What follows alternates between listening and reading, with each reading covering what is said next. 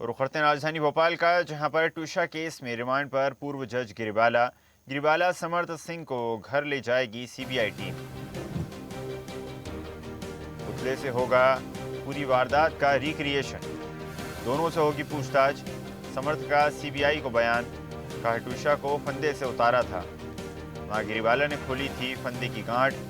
समर्थ के बयान और घटना स्थल का होगा मिलान। सीबीआई जांच करेगी कि बयान घटना स्थल से मेल खाता है या नहीं। News head digital Aniruddh Sonone हमारे साथ जुड़ गए हैं।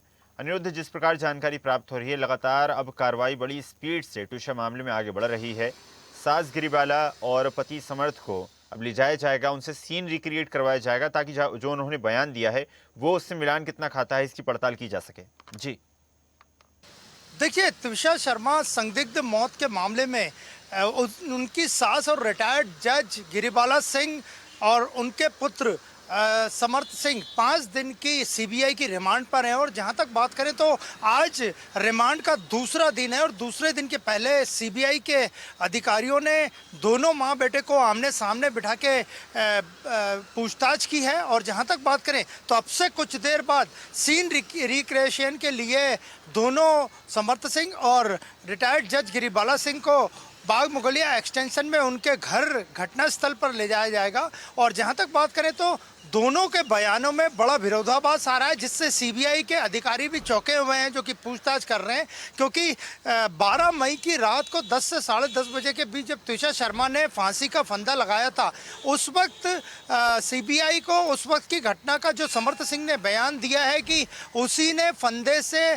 तुषार शर्मा के डेड बॉडी को उतार के नीचे रखा था। और गिरिबाला सिंह का कहना है कि उन्होंने तुषार शर्मा के गले से फंदा खोला था। और इसके अलावा भी कई ऐसी बातें हैं जो कि समर्थ सिंह जो बता रहे हैं और उनकी मां रिटायर्ड जज गिरिबाला सिंह बता रही है, उनमें काफ़ी विरोधाभास है, काफ़ी अंतर है।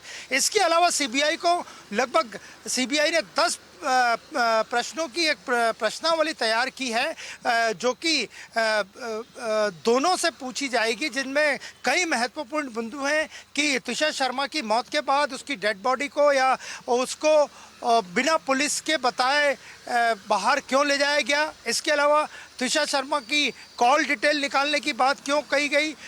गिरिबाला सिंह ने ब्यूटी पार्लर जहां वो गई थी वहां के सीसीटीवी फुटेज क्यों मांगे थे।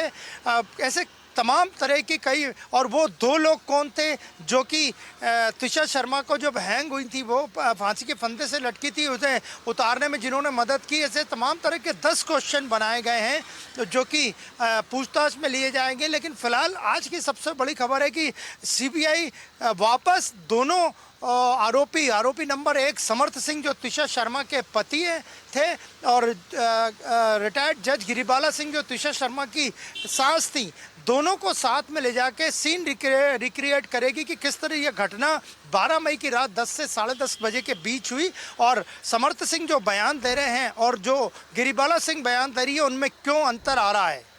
अनिरुद्ध, बड़ा सवाल यहाँ पर ये खड़ा होता है, जिस प्रकार पहले जांच के दौरान सास गिरिबाला और समर्थ द्वारा टीम का सपोर्ट नहीं किया जा रहा था, कॉपरेट नहीं किया जा रहा था, लेकिन सीबीआई का काम करने का अपना तरीका है। लेकिन अभी भी बड़ा सवाल वही बना हुआ है कि क्या जितना कॉपरेट करना चाहिए उतना समर्थ की फैमिली कर रही है। क्या साक्ष्यों को जो मिटाने की कोशिश की गई थी, इन्फ्लुएंस करने की कोशिश की गई थी, वो कहीं ना कहीं सीबीआई के लिए एक बड़ा चैलेंज हो सकती है।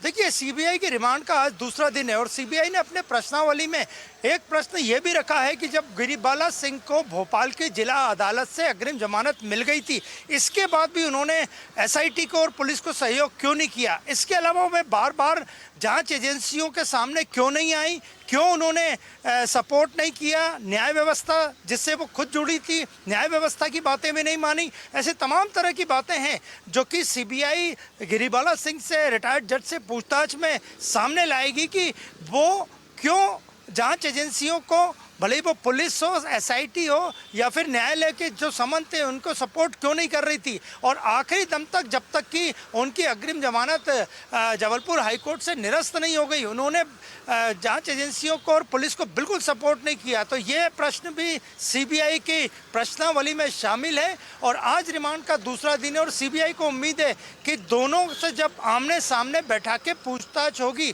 तो समर्थ सिंह और गिरिबाला सिंह के जो बयान रहेंगे उनसे आगे बड़ा खुलासा हो सकता है कि तुषार शर्मा की 12 मई की रात को 10 से 10:30 बजे के बीच संदिग्ध परिस्थितियों में किस तरह मौत हुई।